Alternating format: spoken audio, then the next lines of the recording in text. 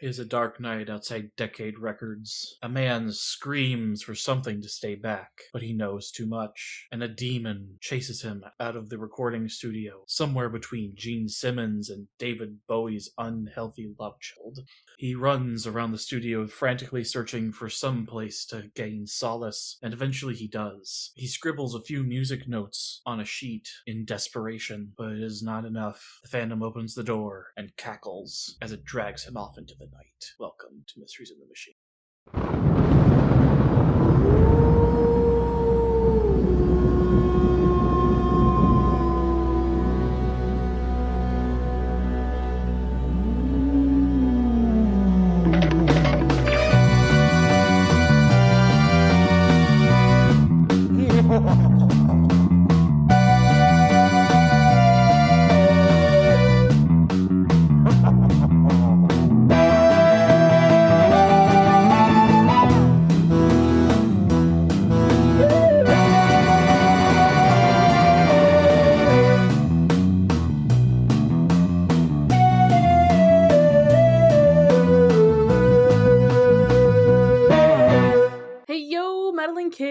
I'm Charlie. And I'm Ethan. And we're back at it with are the Diabolical Disc Demon. Although this is just Gene Simmons, but in a wig. Like I said in the intro, this is somewhere between Gene Simmons and David Bowie. I didn't realize that Kiss was this is technically Kiss's first appearance in Scooby-Doo now. Correct. It will not be the last. They would get a movie many years later, I know that. And they would also get my favorite episode of What's New Scooby-Doo. Right. I forgot about that one. Okay.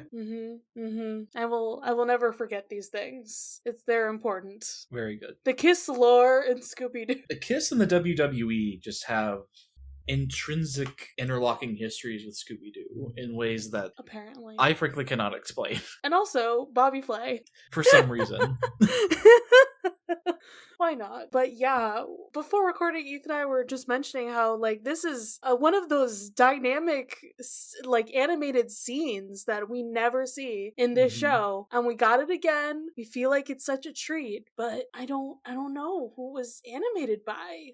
Last time we had something in the trivia. Yeah, it's never said, I know in the last episode that it was mentioned in the trivia that Toei animated the elevator sequence, which, for those of you who aren't into anime, they're quite good, quite famous. For those of you who aren't into anime, try it. You'll like it. Yeah, please do. But yeah, so we're getting some really good shit going on here with Scooby-Doo animation. Mm-hmm. For things to come, I feel like that dynamic animation and lighting is comes back in Pup Named Scooby-Doo. I feel like that's where that really gets to shine again. Sure. Of course, it gets even better, with our 90s, early 2000s movies. Right. You know the quadrilogy. I don't know how you say that. Well, they're not technically any sequels to them, but the quartet of those four movies, Zombie those Island, 4 movies Cyber Chase, are in fact related because they kind of follow the same thread from the first one, I think. Mm-hmm. And they also have the same outfits and same design and everything. I think they're in the same universe. Sure. Anyway, the gang is on their way to Decade Records to watch Jimmy. What's his name? Jimmy Lewis. Jimmy Lewis is the guy. Okay, that's our buddy for the episode. We have a friend. Yep. Once again, we're going to see our friend. Mm-hmm. He exists. Also, everybody is in the front seat today except for Scoob. How? I didn't realize that everyone could fit there. Oh, I thought Shaggy and Daphne were in the back. See, when you look at one scene, it looks like they're in the back, and then when you look at the other one, it looks like they're all in a line and they're all kind of half laps. Yeah, Fred's on Shaggy's lap and Velma's on Daphne's lap. I believe it. Hey. I think that's how the dynamics work, actually. Fair enough. But, they're playing one of Jimmy's songs. Scooby's dancing in the back of the Mystery Machine. Not a shenanigan, just nice. He's just going at it. Why not? I mean, Mm-hmm. I don't know. Maybe it's a shenanigan that he can do this in a moving car, perhaps. We can count that. Because I feel like the fact that they like literally were like, oh, it's right there, we gotta stop, Fred, missed shenanigan of like Scooby's face planting into like the front of the glass at windshield. the front. Yeah. Didn't have it. Should have happened. Yep. But Scooby starts ringing the doorbell. Nobody's answering. Okay, let's try knocking. The security guard opens the doors as soon as Scooby's about to knock, and so he's knocking on his face. And then he, like, draws a little smile on the guy, essentially. Because he's like, wait, that's a face, isn't it? And then it's the creepiest fucking smile. Yeah. But also, Shenanigan number Scooby-Doo 2. creepy face. Yeah. Shenanigan Classic number 2. Scooby-Doo creepy face. And Scooby-Doo creepy face, as always. I mean, he's a security guard. Yeah. Obviously. He's also ridiculously tall. It's fine. But hey, look, it's our buddy Jimmy. He's like, they're with me. We're going inside. Don't worry about it. But they've come at a bad time because the songwriter guy, Tony Signs, has disappeared. Yeah. But he did leave behind a song that they're gonna record. I think it's funny. They're like, it's not his best work, but you know, it's one of his songs. It'll sell. Like, you're not worried that he's missing. You're worried that the song is like, eh. I don't know. It's the way that you say both of those things in the same sentence. Yeah, and it feels that's wild. Like, you can't delay this by like a day so you can find this man. Yeah, it feels like they both have the same amount of urgency. Is the fact that the song is, but we have to record it, and oh yeah, he's also missing. Yeah. We're not worrying about that now. Mm-hmm. And it's just a few little notes. It's not that much going on here. Yeah, 9 notes. We have a pianist, Ian Barkin. Yeah, I think so. He's the guy with the hair. I will say, this guy spends a lot of good quality time straightening his hair, and it shows. For sure. You know, everybody here definitely looks like they're of the time that this was made. Yeah, like the mustache on Ian, also definitely of the time. Also, Jimmy kind of looks like he has a bit of a mullet. Bit. You see like his hair in the back kind of going up, you know? He's got a little bit of a party going on. A little bit of sideburns going on too. So we can meet other people as well here. Yes. We have Ace Decade, who is Mr. Decade's nephew. I would assume that's the, owner of the record place, what have you. And the recording guy, Brick Tyler. There's too many fucking names, guys. Yeah, you've got quite a few people going here. But we get our third shenanigan. We do. Scooby now, cannot control himself. Do you want to count this all as one or 2 separate ones? Because Scooby goes around tape recorder several times and then gets yeeted onto the turntable. And then he turns on that. It kind of feels like one because it's just a lot of spinning. Okay, we can roll with that. Yeah, Scooby is just like, ooh, let me touch a thing. Immediately gets stuck in it and then gets stuck in another thing. And he's just spinning around and around and around. You spin me round, baby, round. Careful, Charlie. You might get copyrighted for that. You're welcome. Yeah, so we're playing the music. Everything's going great, and then, of course... is Scooby untangling himself a shenanigan as well? He's... Oh. Like separately or untwisting himself, I guess. Yeah, okay. I'll give it to you there. Okay. I'll give that one a second one. But as they're starting to play the music, everything starts like crackling, like electricity is fucking blowing up in this place. Mm-hmm. That's not great. No, this is not at all. This is a lot of expensive equipment, guys. Yeah. And they're like, oh, it must be the Phantom. A lot of stuff's been happening since he came around, so I guess that's what's going on. Scoob and Shag are scared, so of course try to open the door to leave. Who is there? It's the security guard. But he's like, in the dark. Yeah. And so he looks even scarier than normal. Like, Scoob opens the door, and then he's like, nope. And then Shag opens the door, and he's like, ah! And, the security guard is just like, I came because I heard explosions. Is everybody okay? Yeah, though they definitely wanted the security guard to be the red herring, because they made him a ginger. Wow, thanks. Sorry, bud. I think it's also because he has Scooby-Doo creepy face. Oh, absolutely. So, now we gotta explain the Phantom. There is a legend about a ghostly magician who seeks vengeance on those who ruined his career. Mm-hmm. We could have gotten a little bit more. Like, who is the musician? Who ruined his career? What's going on with that? But... like... you know. Like, if Ace's uncle ruined his career, that would make sense why he's here specifically. Yeah, but no idea. I guess in this timeline, this is proto Gene Simmons who got. I mean, Kiss was definitely around when this episode came out, I think. So what, you think that somebody killed off Gene Simmons in this timeline? No, I think somebody copied Gene Simmons. Okay, their first album was released in 1974, so they're definitely around at this time. Maybe they want revenge on Gene Simmons. Because they think that Gene Simmons stole their look. There you go. That's it. Oh no! I'm coming up with something. We gotta have more lore. Okay. Absolutely. So everybody starts like leaving and like, okay, we're gonna go do our own stuff. Maybe figure out mysteries. And Shag and Scoob are like, we're gonna stay here because it's less scary staying in this one room. Mm-hmm. I guess Shaggy knows how to play the piano. More Shaggy Bard lore. Correct. I'm so vindicated. Like, I think this series specifically is like, correct. Shaggy is a bard. Mm-hmm. So, and he starts saying like, oh, should I play like this thing or that thing? He's like, the second of Beethoven, the third of Mozart, and the 4th of July. And my brain is instead inserting the lines from Hallelujah in there. Incredible. The second of Beethoven, the third of Mozart, the 4th of July. Now do ya? The minor fall, the major lift. Exactly. Exactly. Amazing. Beautiful. So Shag is about to do something, and then they hear noises, and they see the guy. He just like jumps out at them with evil laughter, and then some shenaniganery because we have to jump in the piano. I don't know what to tell you, Ethan. If there's a piano, someone is going to end up inside the piano. I think that's a rule. Correct. Chekhov's piano. Chekhov's piano, indeed. So, how many shenanigans do we want to count with this piano? Because they jump inside of it, the Phantom starts playing some music, they shoot out of the piano. He doesn't just play music, he kind of just does a like a key smash, essentially. Key smash on there. Yeah, and then Scooby and Shaggy hike up the piano and run out of the room. I love them hiking up the skirts. Mm-hmm. That might be 3 shenanigans. Okay.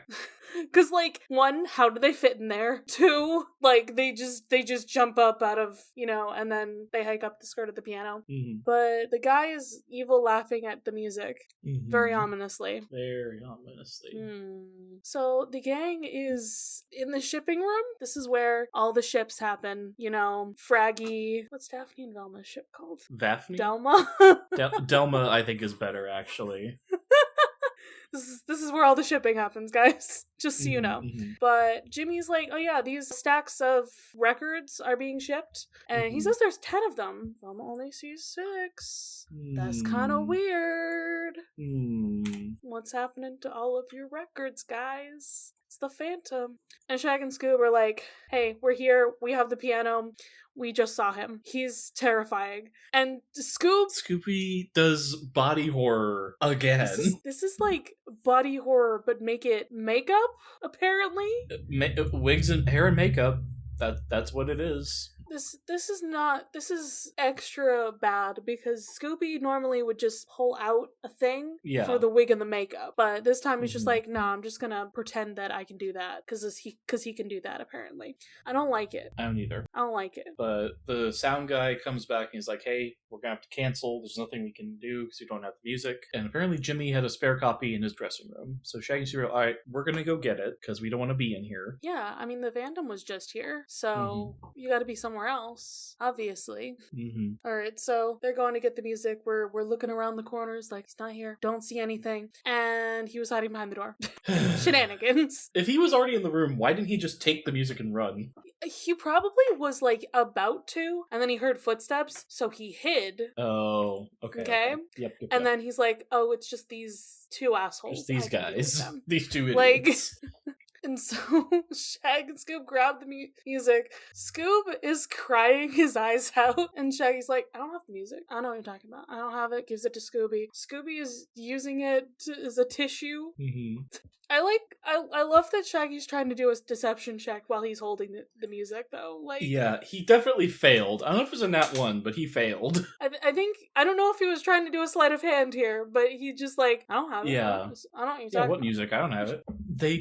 The Phantom chases them around the desk in the middle of the room. Yep. And eventually we go supersonic. Yeah. It's just full on supersonic speed, and that is another shenanigan to me, because Correct. what? And then Scoob and Shag are like, we're gonna jump out of this stream, sit on the desk and play cards, and Gene Simmons' demon is still running around. I don't know how he hasn't noticed. Separate shenanigan for that. Because what? How?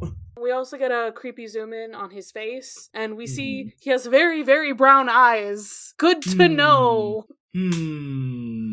Interesting. Though eventually Gene Simmons does realize that he has been duped. He's able to stop himself, and he stops Shaggy and Scooby from playing cards. Yeah. Alright, we got the dramatic lightning flashes, and Scoob and Shag are running down the hallway from this guy once again, but then they disappear. Where'd they go? And there's just the big coat and hat, like, on a rack. In this hallway, nothing else. They fit inside this coat together. Yeah. Shenanigan? Correct. This is some Little Rascals shit right here. Yeah. And then they start walking with it on, like pretending to be somebody else, so they can walk past the I don't know if that's two, but it's at least one. I definitely counted one for them being able to hide in the coat together. Because how? What?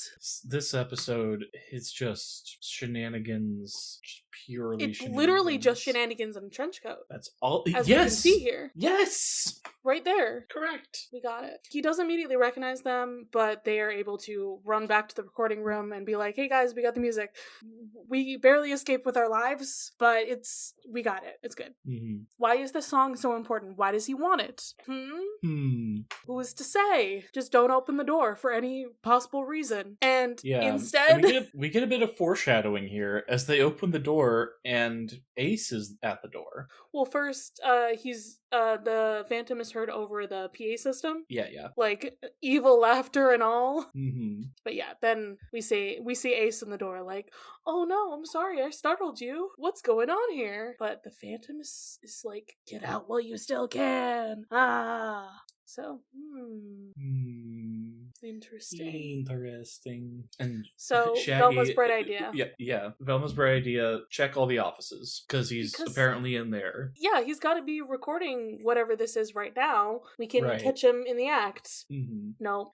But here's where Shaggy decides to take advantage of the opportunity, because while everybody else is looking around, they're going to go check out the cafeteria and get some food. This is the correct choice. It is. But the Smart Gang does in fact find a recording right next to the PA system with the thing toggled just on.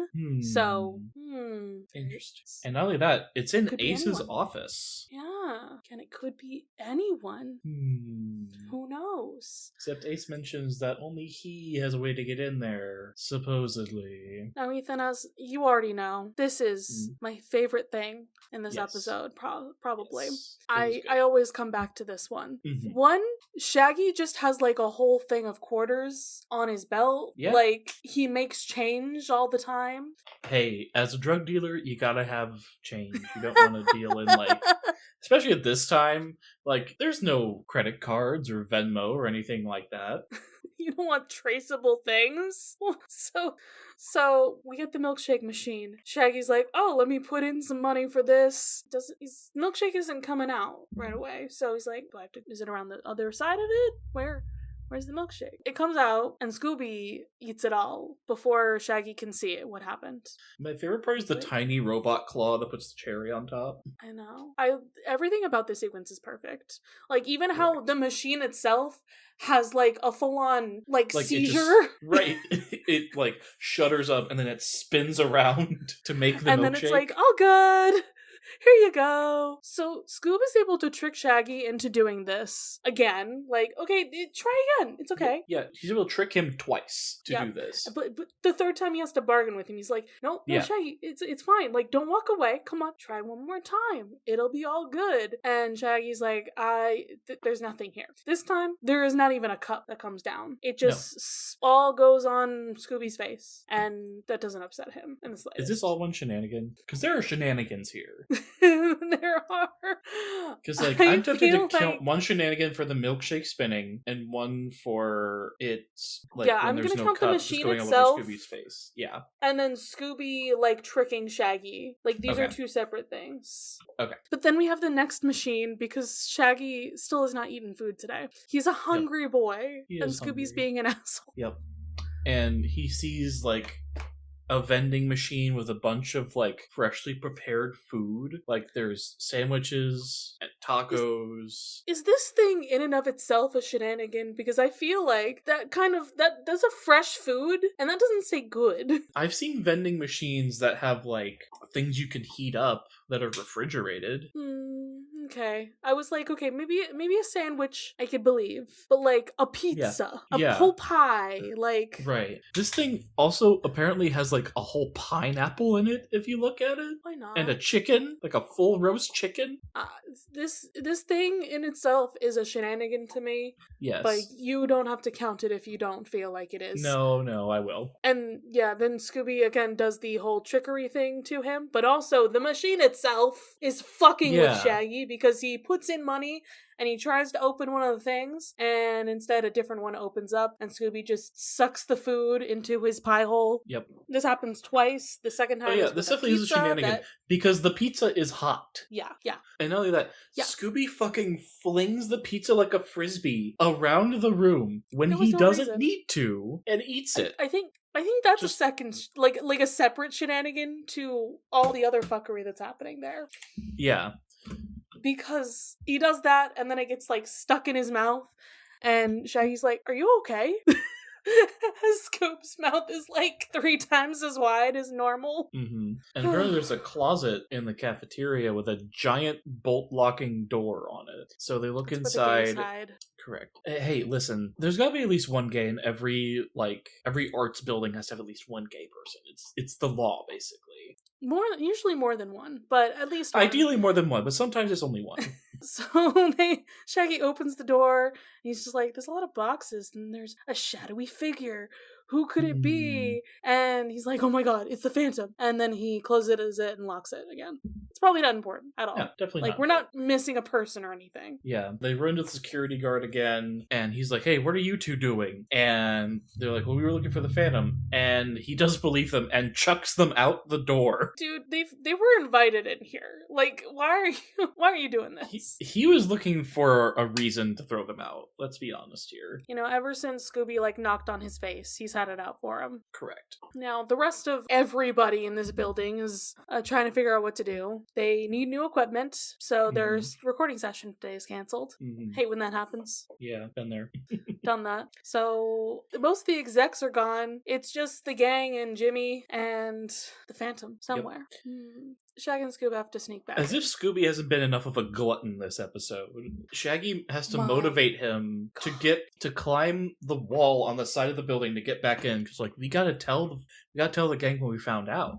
How many Scooby snacks does he require?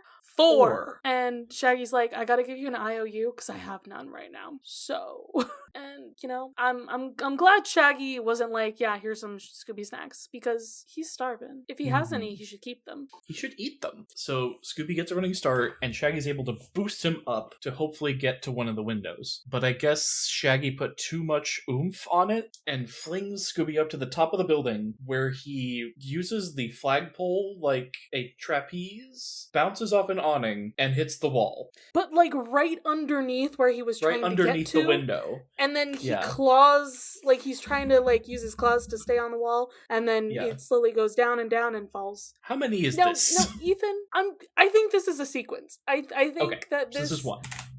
This is one, because it just kind of goes, like, bouncing around this way and that way. Yeah. You know I've been playing a lot of Assassin's Creed lately. This is like a failed parkour attempt. Yes. Yes, it is. Because I have to try to do that constantly in the game. So this is especially funny to me. Shaggy and Scoob come across a clue. They still try to get up to the window and then they fall because going on each other's shoulders does not work. No.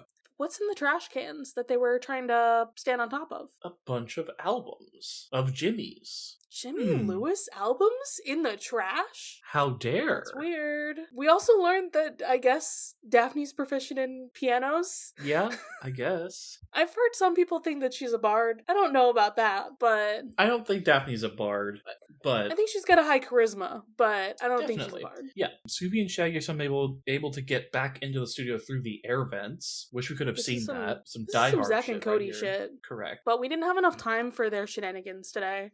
Yeah.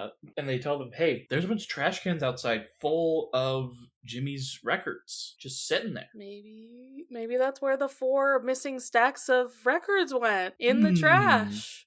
Really weird. But while Shaggy's talking to everybody, the Phantom sneaks back into the room, grabs the music. It's so funny. Like, he's tiptoeing he's like doing the classic evil tiptoe. And he's like, he kind of gloats. He's like, this is my music now. You're never gonna get it back.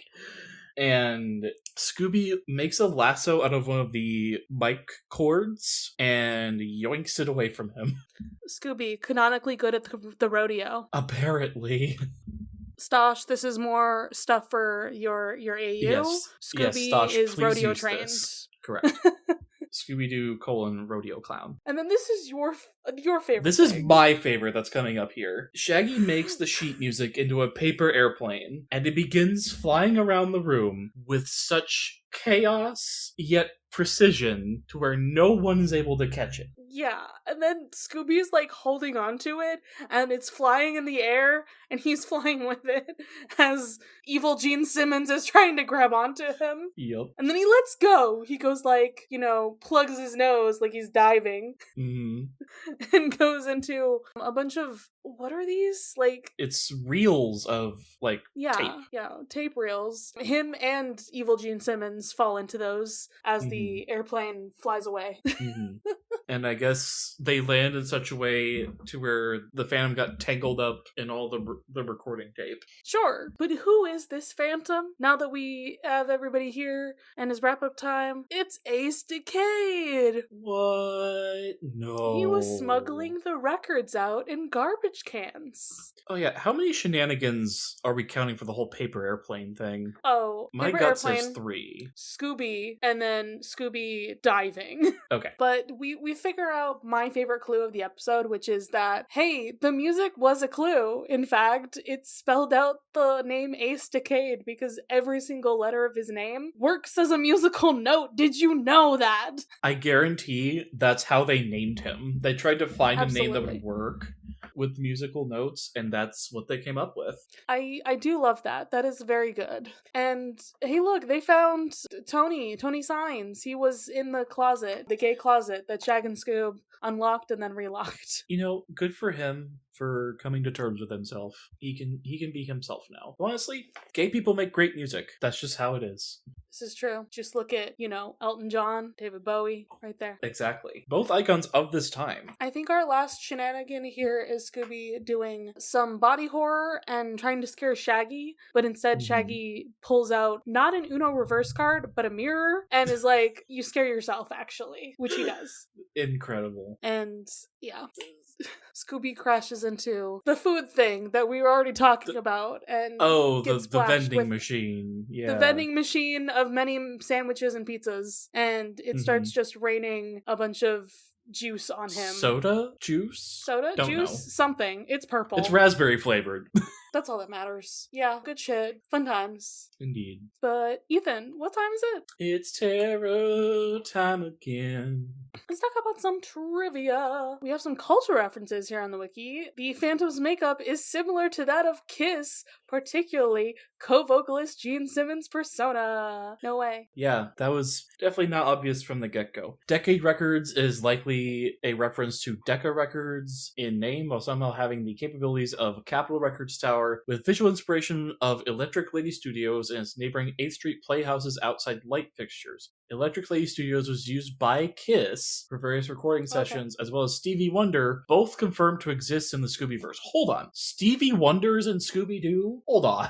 Wait a minute. Have they just talked about him? This. Or was he just mentioned? I think it's just that they do like a reference to Stevie Wonder. Okay. Because I'm like, It if says that Stevie Shaggy- Wonder was in an Shaggy episode does a of the line. show. Yeah, okay. Shaggy literally says Stevie Wonder in an episode, apparently. Oh, okay. Okay. A real 70s singer named Jimmy Lewis was recording music under Ace Records. Wow. Let's look 'em up. Suspicious. The studio is expected to have real sound equipment such as mixers and tape reels with enough detail to potentially it says identity. I'm going to say identify because that would make more sense here. Certain brands and models. I don't know enough about audio equipment to have an opinion here. I just edit a podcast and Same. I think I know how to do that. And then there's like one other piece of trivia, once again about the music. No music from Scooby-Doo Where Are You? And or Ted Nichols plays this episode. This is the 4th episode of season 3 of the Scooby-Doo show, with this distinction, the previous being, the last episode we've covered. So, Yep. All right, Ethan, how many shenanigans were in this trench coat of an episode? I kind of wish they were more. We only had 25. Wild. Because this episode was kind of just shenanigans and the tiniest bit of plot. Well, I think we counted some stuff as sequences. If we would have been a bit more lenient with it, we definitely could have gotten more out of it. Sometimes I'm just like, I feel like that happened too close together for it to count as separate things. Sure, that's fine. Really depends. Right. But what are we rating this episode out of 5 Scooby snacks? I kind of want to give it like a 3.5. Like, the shenanigans were fun. There's next to no plot here. Yeah, I think I'm with you there. It's a 3.5. It's like, it's not a bad episode. It's just doesn't have enough oomph. Yeah. And are we on the side of this guy who's stealing our buddy Jimmy's records? This Nepo baby who's trying to rake in his own profit a different way. It's so rude. Like, you already have money. Like, this is basically already your company. Go away. There's no reason for that. I'm on Jimmy Lewis and Tony Signs' sides, because they were cool. Jimmy's just a guy with a mullet, and Tony is just in the closet. Well, at the end of the episode, he's not, so it's okay. True. Yeah, there we go. If Elton John hasn't appeared in Scooby-Doo, he should. He's still alive. He has a chance. No, he hasn't. He's referenced, and that's it. Darn. Like, literally. Oh, and Rocket Man was in the first live-action movie. I forgot about that. I didn't even remember that. Damn. Well, this is a fun time. There need to be more good celebrities crossing over in Scooby-Doo. Like there have been celebrities who've been in Scooby-Doo, and not all of them have been great. Agreed. So, why not have fucking Elton John here? Yeah. And, they could have had, I don't know if they were too cheap to get Elton John or Freddie Mercury or even David Bowie, but apparently they had enough money for Kiss later on down the line. Later on down the line, they also had a million movies they were putting out at a time. So, true. But I feel like this could be a bonus episode we do one day, is where we pick a few celebrities who we'd want to see on Scooby-Doo and pitch what their episode would be about. That sounds like a great idea. Let's write that down. Hold on. If you'd want to see us do that, that'll potentially be on the bonus feed at some point. Maybe. Possibly. Who knows? But for now, we have concluded this episode, and we have to go split up and look for clues for our next mystery. Bye-bye. Bye.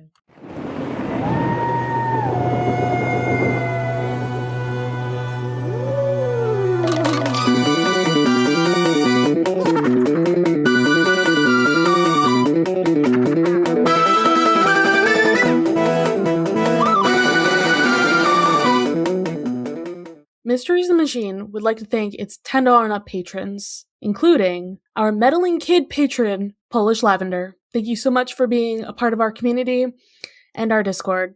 You can follow this podcast's socials at Mysteries in the Machine Pod on Instagram. You can send a message to our email, mysteriesinthe-machinepod@gmail.com. Be sure to give us a rating, a review, or let your friends and followers know how much you love the podcast. That really helps. You can follow me, Charlie, at GreenPixie12 on most platforms. I also have an art Instagram at GreenPixieDraws. You can find me, Ethan, on Instagram and Threads at ethan.t.hewlin. Our music was written and produced by Jason Hilton. You can find him at Negative Selections on Instagram. Still having to get used to this water bomb. Mm-hmm. I bought it the size big, and I made a mistake by no. doing that. I have small hands. I cannot Yes. fully grip this water bottle, and I am clumsy. And I like to fill it with ice. Oh no. So this is a recipe for disaster, truly. Yeah, how many times have you dropped it? Only once so far, That's good. but I've had it for less than a week, so, Oh, rip. you know. It is what it is. Yeah, things will happen, for sure. Scooby-Doo.